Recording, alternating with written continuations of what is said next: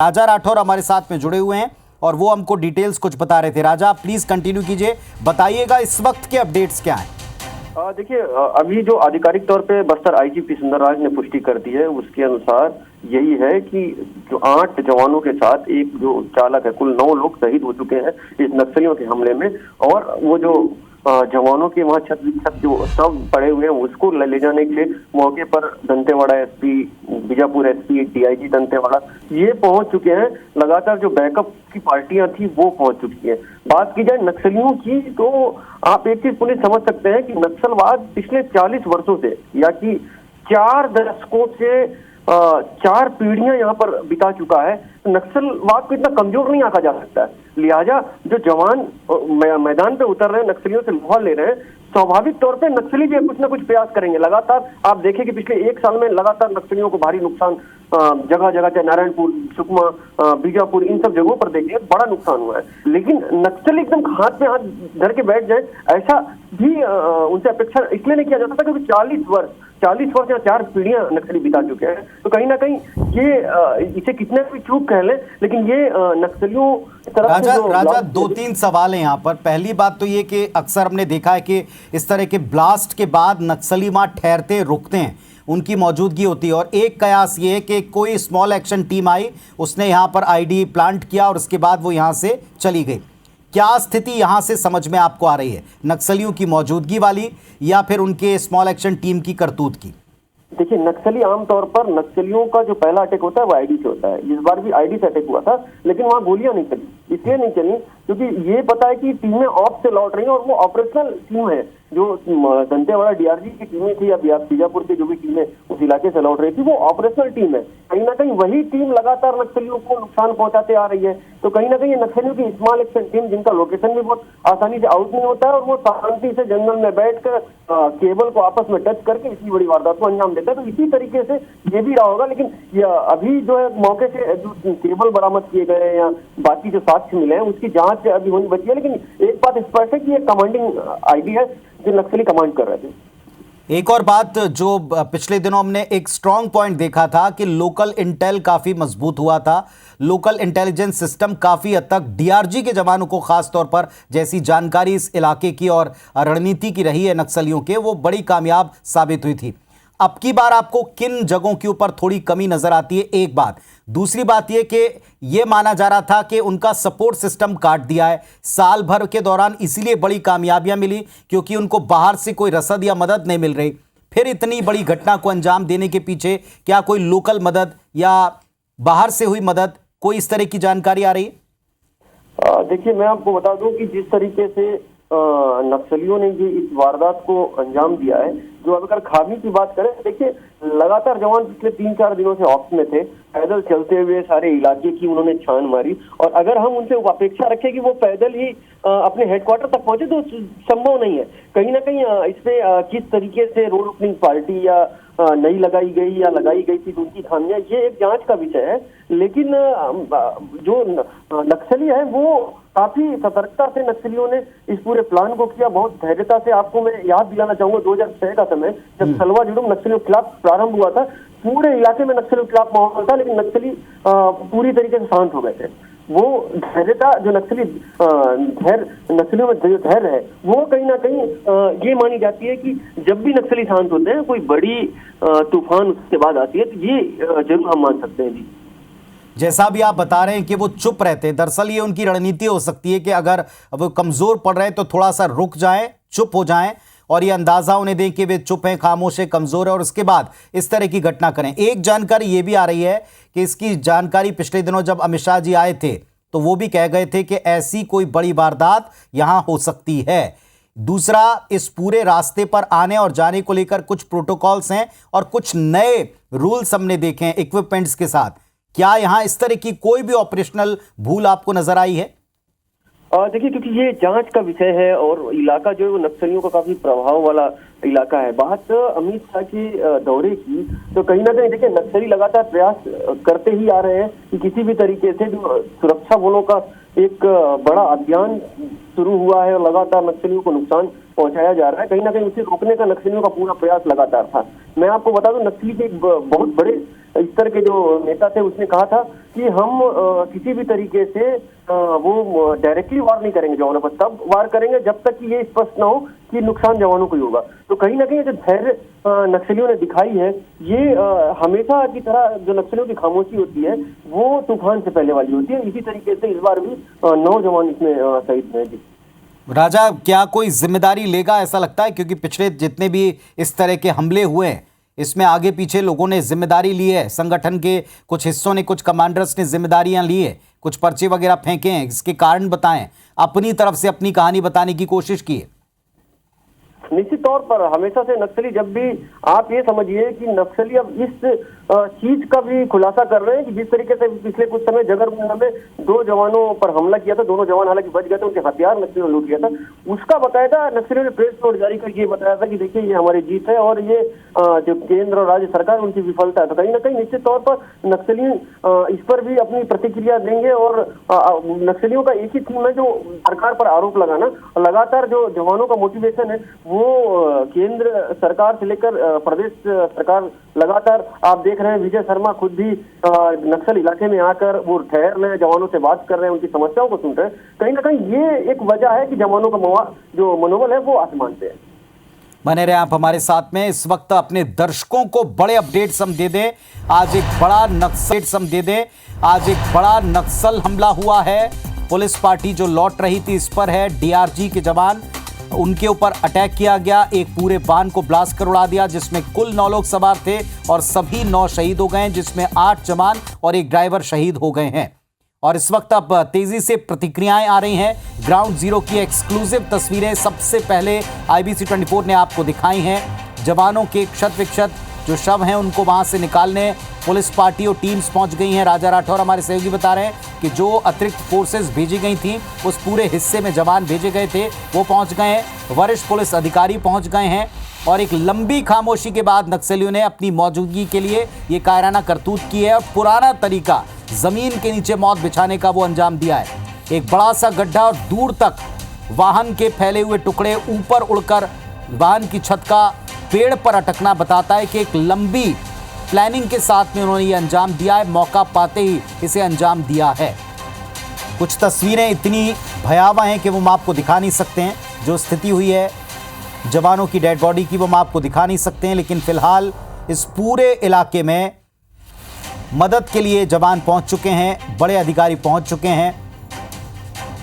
नक्सल हमले के बाद पेड़ के ऊपर लटका गाड़ी का हिस्सा आपको दिखा रहे हैं, गहरा गड्ढा नीचे आपको दिखा रहे हैं, सड़क की स्थिति आपको दिखा रहे हैं, जिसको देखकर आप अंदाजा लगा सकते हैं कि कितना भीषण विस्फोट, कितना मौत का सामान सड़क के नीचे लगाकर रखा गया होगा। बीजापुर में बड़ा नक्सल अटैक हुआ है आज। 8 जवान और एक ड्राइवर, कुल 9 लोग इसमें शहीद हो गए। ये घटना स्थल पर आईडी के तार हैं जो इस वक्त आप टीवी स्क्रीन पर देख रहे हैं।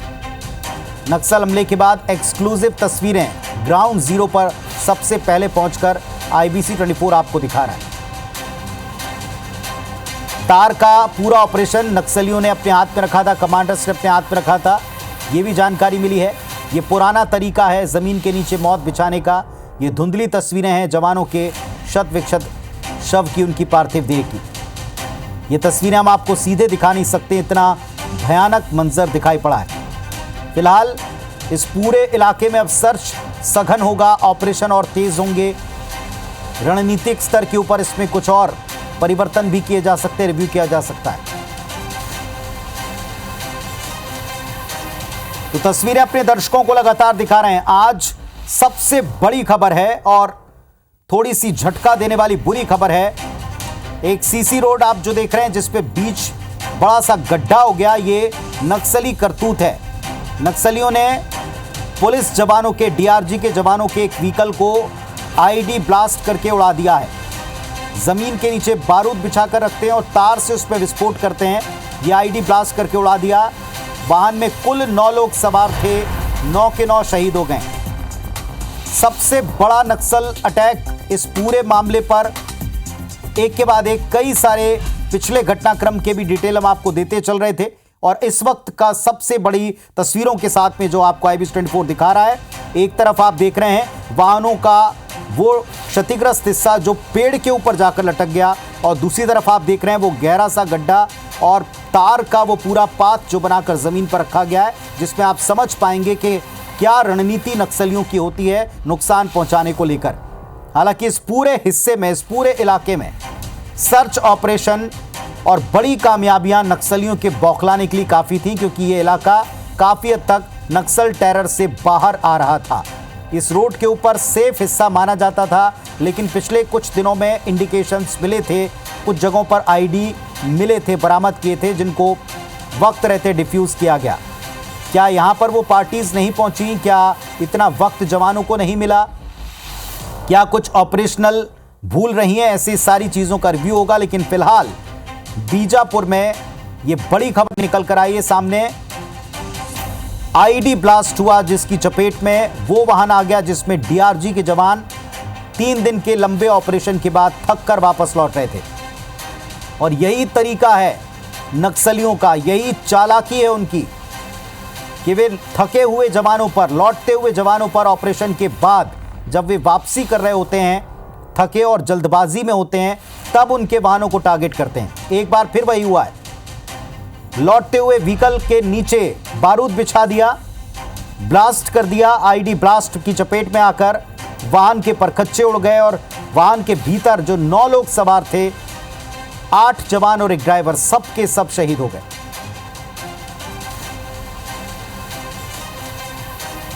अतिरिक्त फोर्स ग्राउंड जीरो पर पहुंच चुकी हैं। एक्सक्लूसिव तस्वीरें उसके भी पहले IBIS 24 आपको पहुंचा चुका है। सबसे पहले और अकेले IBIS 24 टीम ने आपको वहां पहुंचकर दिखाया है कि मंजर क्या था, कितने खतरनाक हालात होते हैं जहां हमारे जवान भीतर जाकर ऑपरेशन को अंजाम देते हैं। और अब अपने साथी जवानों के शत विक्षत शव, उनके हिस्से, उन सब को लेकर वापस लौटा जा रहा है। और ये बड़ा सा गड्ढा जो एक हिस्से में आप देख रहे हैं, और एक ऊपर लटका हुआ कार का हिस्सा, व्हीकल का हिस्सा आप देख रहे हैं। अंदाजा लगाइए आप कितने खतरनाक हालात हैं और कितना पुराना और आसान तरीका करतूत के लिए अपने नक्सली चुनते हैं। जमीन के नीचे मौत बिछाकर भाग जाते हैं।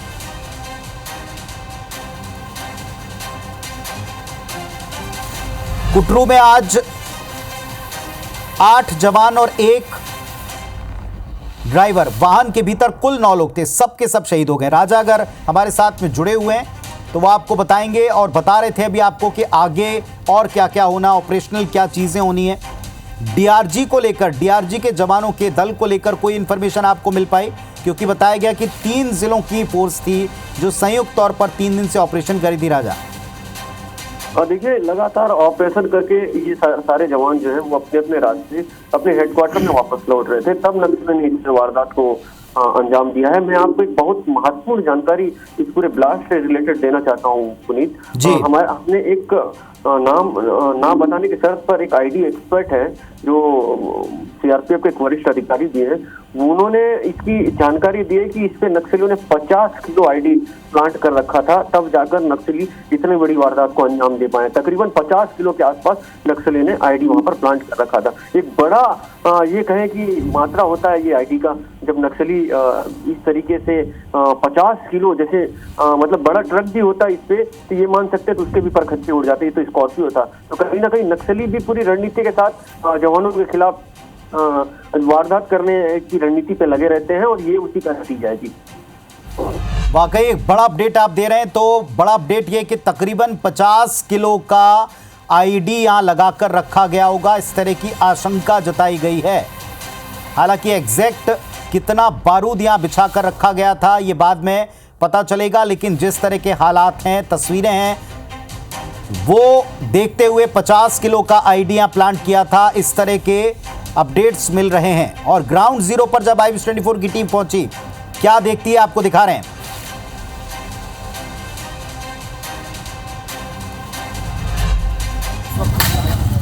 बीजापुर जिले के हम इस वक्त वहाँ खड़े हैं जहाँ पे माओवादियों ने आईडी ब्लॉक से एक वाहन उड़ाया, जिसमें 8 जवान से एक ड्राइवर सही है।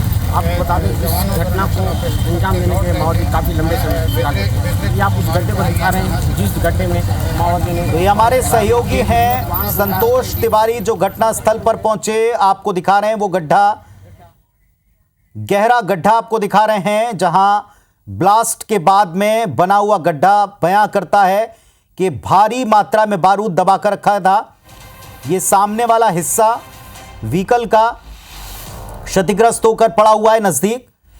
थोड़ा सा और दूर आपको हमारे सहयोगी लिए चल रहे हैं, जरा देखिए, वाहन के परखच्चे उड़ गए। ये वाहन के ही टुकड़े हैं, हिस्से हैं, अवशेष हैं। और इसके बाद आप देखें दूर तक एक तरह से पूरा घटनास्थल चीख चीख कर कह रहा है कि नक्सली इस बार कामयाब हो गए अपनी करतूत को अंजाम देने में। ये देखें आप, दूर तक व्हीकल के टुकड़े फैले हुए हैं, वाहन के टुकड़े फैले हुए हैं। आसपास पूरा घना जंगल है। सीसी रोड हालांकि इस इलाके में बनाई गई और सेफ बताई गई, लेकिन अब जवान दूर दूर तक सर्च करते हुए, देखते हुए अपने साथियों के शवों के हिस्से और साथ में कोई जवान का किसी भी तरह का कोई वेपन या कोई सामान ना हो, इसको सर्च करते हुए।